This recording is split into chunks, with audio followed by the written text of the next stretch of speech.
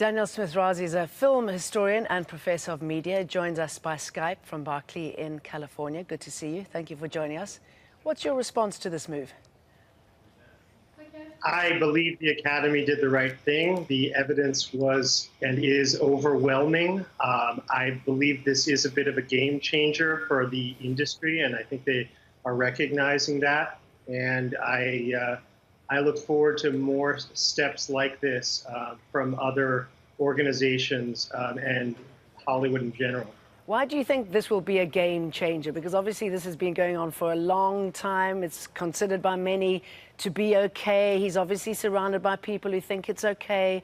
I mean, what's going to give people the courage now to step forward? Because that must be pretty frightening. Right. I think what's changed compared to some of the people that were mentioned in the earlier segment there is that now the victims are really being believed. They're getting the benefit of the doubt. Maybe that's a change in social media.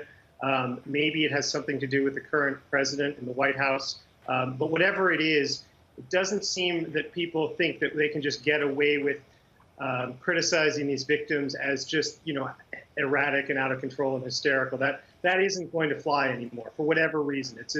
There might be a host of reasons for that. But whatever it is, clearly, if there was some doubt, if people like this have been impugned before, let's say maybe a Rose McGowan would have been impugned before if she came forward with something like that. This isn't, it's no longer like that. And I do think in that world, that things will change. You're going to be hearing more names. Maybe you won't hear as much overwhelming evidence, but it's going to be very interesting the next few months and the next year. Yes, I was going to ask you about that. I mean, obviously this has been going on for a long time, and it's a fantastic thing that it's come out. So you just wonder how much more we're going to find out. How many others will fall or face the same fate? That is an excellent question. This will continue to metastasize because there's so many people involved. There's so many, the men, the people who were implicit, the journalists. This touches every corner of the industry. And actually, I include myself, even people who cover the industry. We should have done more.